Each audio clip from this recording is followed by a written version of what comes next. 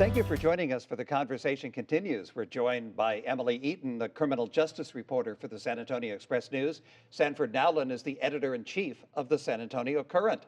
Sanford, let me start with you.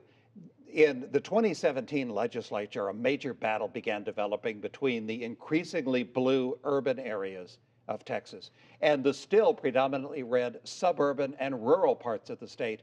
It seems like that's coming out of the gate in the legislature, with numerous members of the legislature introducing bills designed to restrict what cities could do. Is that going to be our big battle coming up in 2019? I think it's going to be one of the most interesting to watch, because essentially what you've got is a group of conservatives who have tended to advocate for smaller government and more localized government, arguing that the state should have, the ability to set laws about anything from, whether you can hand out plastic bags at the store, whether you can release people who've been cited for marijuana.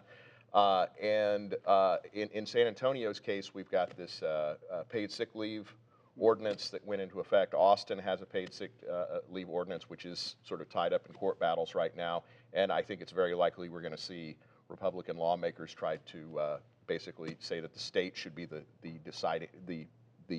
entity that decides whether or not businesses should be forced to provide paid sick time for employees, among other things. So it seems like already we're looking ahead to 2020 and looking at how both the Republicans and the Democrats are going to posture themselves in the next election cycle. Oh, I think it's very likely. I mean, this last election, we saw a very energized Democratic electorate move the state in a direction that a lot of people didn't think it would go. I mean, we've certainly seen a more purple state emerge, and I think there's little question that in 2020 you're going to see an even more energized electorate with the presidential election coming up, and that affects down ballot races that put people in the State House. Emily, we talked a little bit on the TV portion about the cite and release expansion. You mentioned Houston only does cite and release for small amounts of marijuana. San Antonio is considering it for a wide plethora of crimes, including, as you mentioned, some that actually have victims. How's that going to go over among the victims' rights community and among the victims themselves to simply slap on the wrist people who've committed a theft of service or criminal mischief? Is that going to go over well, or do you think that might end up going away? I think it's really hard to say, because a lot of victims understand, I think, that people who commit crimes are not, that they deserve a second chance. So it really just depends on victim to victim whether or not they want to see their offender or the suspect go to jail, or they want to see him pay a fine, or they want to see them have community service. So it's very hard to tell.